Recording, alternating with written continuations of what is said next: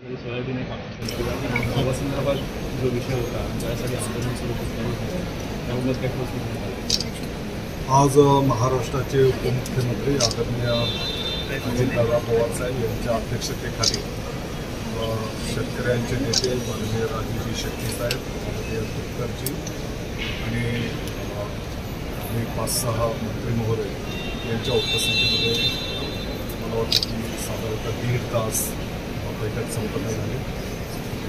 जवळपास 10 ते 15 मुद्द्यांवर त्या ठिकाणी चर्चा संपन्न झालेली आहे। शेतकरी संघटनेच्या वतीने प्रामुख्याने सोयाबीनचं जे काही स्टॉक लिमिट आहे शेतकऱ्यांच्या हिताच्या दृष्टिकोनातून त्यामुळे असं विनंती करण्यात आली होती आणि म्हणून आजच्या बैठकीमध्ये तेलबिया सोयाबीन याचं स्टॉकची मर्यादा असणार नाही हा निर्णय त्या ठिकाणी करण्यात आला। यापूर्वीचं जे काही 2 लाखापर्यंतचं महात्मा ज्योतिबा फुले कर्जमुक्ती योजनेच्या माध्यमातून जे काही शेतकरी कदाचित यापासून वंचित आहेत तर ती सर्व प्रक्रिया ह्या ऑलरेडी 1 महिन्याच्या पूर्वीपासून त्याचा ड्राईव्ह महाराष्ट्रामध्ये सुरू आहे। त्या सर्वांची कागदपत्रांची पूर्तता त्या ठिकाणी केली जाईल आणि येणाऱ्या मार्च महिन्यापर्यंत त्या योजनेमध्ये पात्र असणारा एकही शेतकरी त्या लाभापासून वंचित राहणार नाही हा ड्राईव्ह घेण्याचा निर्णय झाला आणि त्यासाठी जी काही रक्कम लागेल ती उपलब्ध करून देण्याचाही निर्णय शासनाने घेतलेला आहे।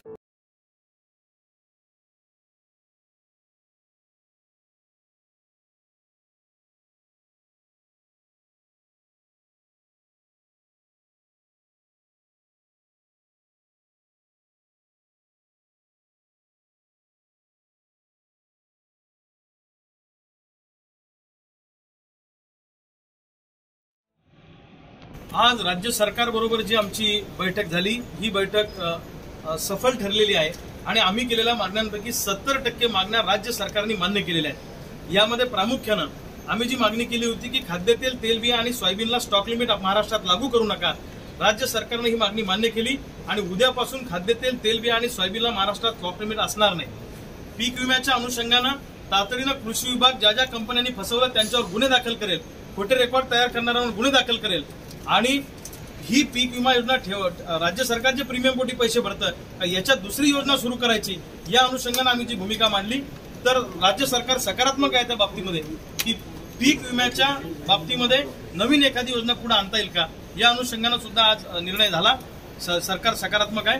दुसऱ्या बाजूला अतिवृष्टीचे जे पैसे अजूनपर्यंत आम्हाला मिळाले नाही त्या आठवडाभराच्या शेतकऱ्याच्या खात्यांवर राहिलेले पैसे जमा होतील, बँकांनी होल्ड लावू नये अशा पद्धतीचे आदेश सुद्धा राज्य सरकारने या ठिकाणी दिलेले आहेत। महावितरणला आम्ही विनंती केली की दिवसा लाईट द्या आणि कनेक्शन कापायचा सपाटा लावू नका, ज्यांनी पैसे भरले त्यांना तर डिप्या वेळेवर द्या। तर अशा पद्धतीने निर्णय झाला की दिवसा लाईट द्यायची आणि त्या ठिकाणी ज्यांनी पैसे भरले त्यांचे ट्रान्सफॉर्मर ताबडतोब द्यायचे हाही निर्णय आजच्या बैठकीमध्ये झालेला आहे।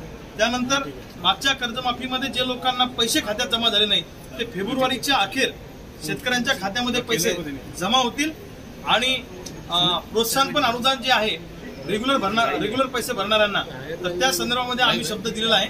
थोडी सरकारची परिस्थिती नीट होऊ द्या ते आम्ही पूर्ण करू। 2 लाखापेक्षा अधिकचं कर्ज असणाऱ्या शेतकऱ्यांचं बाबतीमध्ये फेब्रुवारी नंतर आम्ही सकारात्मक निर्णय घेणार आहोत। वरचे पैसे शेतकऱ्यांनी भरायचे, 2 लाख रुपयाचं कर्ज माफ करायचं या बाबतीत सरकार विचाराधीन आहे अशा पद्धतीचा निर्णय त्यांनी आम्हाला सांगितला। आणि दुसऱ्या बाजूला रिलायन्स कंपनीच्या बाबतीमध्ये राज्य सरकारने तीव्र नाराजी व्यक्त केली आणि ठिकठिकाणी त्यांच्यावर गुन्हे दाखल करण्याचे आदेश राज्य सरकारने दिले। नदीकाठच्या खरडून गेलेल्या ज्या जमिनी आहेत त्या ठिकाणी CSR फंडामधून आणि राज्य सरकार जी मदत करते त्यामधून या जमिनीची लेवल करून द्यायची असे आदेश जिल्हाधिकाऱ्यांना आज या बैठकीमध्ये काढण्यात आले। आणि त्याचबरोबर या सगळ्या अनुषंगाने ज्या महत्त्वाच्या चर्चा झाल्या केंद्र सरकारकडे राज्य सरकारचं शिष्टमंडळ ताबडतोबीने जाणार आहेत। पामतेल, खाद्यतेलावरचं आयात शुल्क पूर्ववत करा, सोयाबीनची आयात करू नका, कापसावरची जी निर्यात बंदी लागू करण्याच्या विचारात ती करू नका आणि कापसावरचं आयात शुल्क कमी करू नका अशा पद्धतीची मागणी घेऊन राज्य सरकार केंद्राकडे शिष्टमंडळ घेऊन आमच्या प्रतिनिधींना सोबत घेऊन जाणार आहे। असे सकारात्मक निर्णय आजच्या बैठकीमध्ये झालेले आहेत। या बैठकीमध्ये जी सविस्तर प्रत्येक मुद्द्याला धरून 1.5-2 तास चर्चा झाली याच्यामध्ये 70-80% मागण्या आमच्या शेतकऱ्यांच्या मान्य झालेल्या आहेत आणि हा